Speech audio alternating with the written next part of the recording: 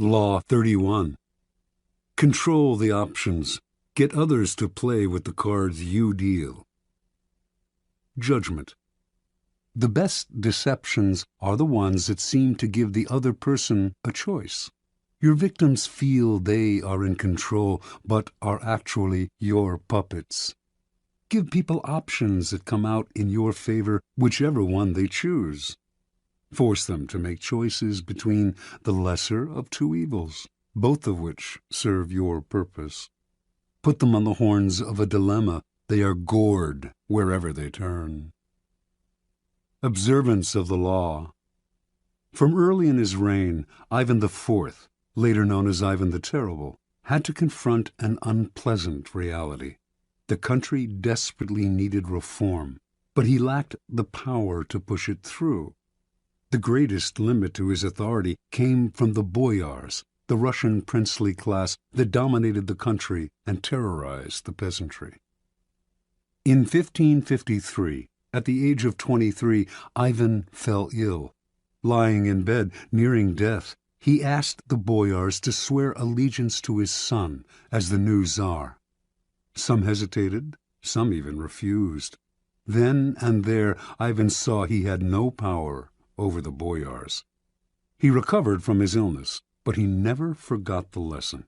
The boyars were out to destroy him, and indeed, in the years to come, many of the most powerful of them defected to Russia's main enemies, Poland and Lithuania, where they plotted their return and the overthrow of the Tsar.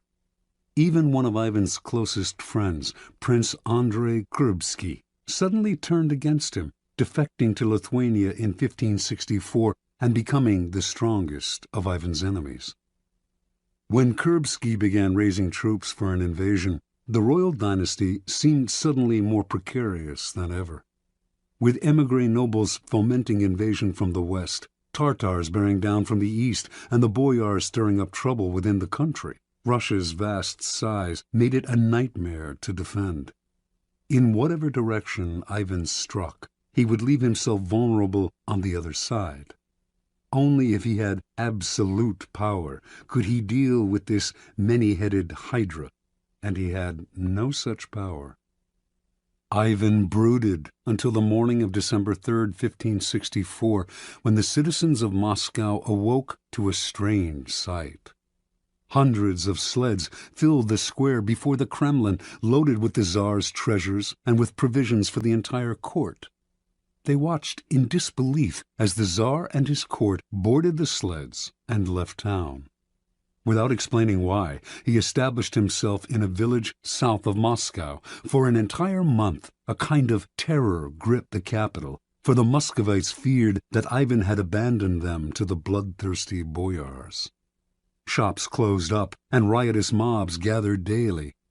Finally, on January 3rd of 1565, a letter arrived from the Tsar explaining that he could no longer bear the boyars' betrayals and had decided to abdicate once and for all. Read aloud in public, the letter had a startling effect. Merchants and commoners blamed the boyars for Ivan's decision and took to the streets, terrifying the nobility with their fury. Soon a group of delegates representing the church, the princes, and the people made the journey to Ivan's village and begged the Tsar, in the name of the Holy Land of Russia, to return to the throne. Ivan listened, but would not change his mind. After days of hearing their pleas, however, he offered his subjects a choice. Either they grant him absolute powers to govern as he pleased, with no interference from the boyars, or they find a new leader. Faced with a choice between civil war and the acceptance of despotic power, almost every sector of Russian society opted for a strong Tsar, calling for Ivan's return to Moscow and the restoration of law and order. In February, with much celebration, Ivan returned to Moscow. The Russians could no longer complain if he behaved dictatorially. They had given him this power themselves. Interpretation. Withdrawal and disappearance are classic ways of controlling the options. You give people a sense of how things will fall apart without you, and you offer them a choice. I stay away and you suffer the consequences, or I return under circumstances that I dictate. In this method of controlling people's options, they choose the option that gives you power because the alternative is just too unpleasant. You force their hand, but indirectly. They seem to have a choice. Whenever people feel they have a choice, they walk into your trap that much more easily. Keys to power. Words like freedom, options, and choice evoke a power of possibility far beyond the reality of the benefits they entail. When examined closely, the choices we have in the marketplace, in elections, in our jobs, tend to have noticeable limitations. They are often a matter of a choice simply between A and B, with the rest of the alphabet out of the picture. Yet, as long as the faintest mirage of choice flickers on, we rarely focus on the missing options. We choose to believe that the game is fair and that we have our freedom. We prefer not to think too much about the depth of our liberty to choose. This supplies the clever and cunning with enormous opportunities for deception. For people who are choosing between alternatives find it hard to believe they are being manipulated or deceived. They cannot see that you are allowing them a small amount of free will in exchange for a much more powerful imposition of your own will. Setting up a narrow range of choices, then, should always be a part of your deceptions. There is a saying, if you can get the bird to walk into the cage on its own, it will sing that much more prettily. The following are among the most common forms of controlling the options. Color the choices. This was a favored technique of Henry Kissinger. As President Nixon's Secretary of State, Kissinger considered himself better informed than his boss and believed that in most situations he could make the best decision on his own. But if he tried to determine policy, he would offend, or perhaps enrage, a notoriously insecure man. So Kissinger would propose 3 or 4 choices of action for each situation, and would present them in such a way that the one he preferred always seemed the best solution compared to the others. Time after time, Nixon fell for the bait, never suspecting that he was moving where Kissinger pushed him. This is an excellent device to use on the insecure master.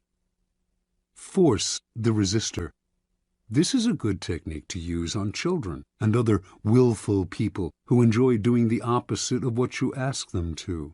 Push them to choose what you want them to do by appearing to advocate the opposite.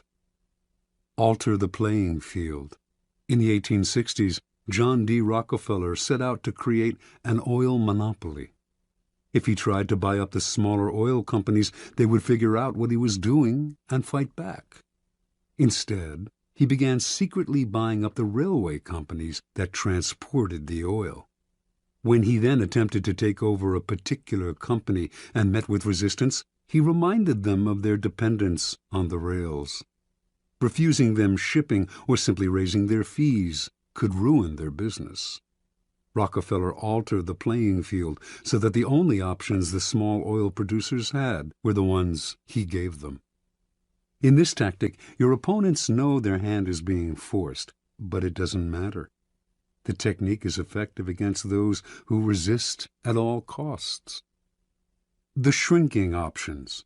The late 19th century art dealer Ambrose Vollard perfected this technique. Customers would come to Vollard's shop to see some Cézannes. He would show 3 paintings, neglect to mention a price, and pretend to doze off. The visitors would have to leave without deciding. They would usually come back the next day to see the paintings again, but this time Vollard would pull out less interesting works, pretending he thought they were the same ones. The baffled customers would look at the new offerings, leave to think them over, and return yet again. Once again, the same thing would happen. Vollard would show paintings of lesser quality still. Finally, the buyers would realize they had better grab what he was showing them because tomorrow they would have to settle for something worse, perhaps at even higher prices. A variation on this technique is to raise the price every time the buyer hesitates and another day goes by. This is an excellent negotiating ploy to use on the chronically indecisive, who will fall for the idea that they are getting a better deal today than if they wait till tomorrow. The weak man on the precipice. The weak are the easiest to maneuver by controlling their options. Cardinal de Retz, the great 17th century provocateur, served as an unofficial assistant to the Duke of Orleans, who was notoriously indecisive. It was a constant struggle to convince the Duke to take action. He would hem and haw, weigh the options, and wait until the last moment, giving everyone around him an ulcer. But Retz discovered a way to handle him. He would describe all sorts of dangers, exaggerating them as much as possible, until the Duke saw a yawning abyss in every direction except one, the one Retz was pushing him to take. This tactic is similar to color the choices, but with the weak, you have to be more aggressive. Work on their emotions, use fear and terror to propel them into action. Try reason, and they will always find a way to procrastinate. The horns of a dilemma.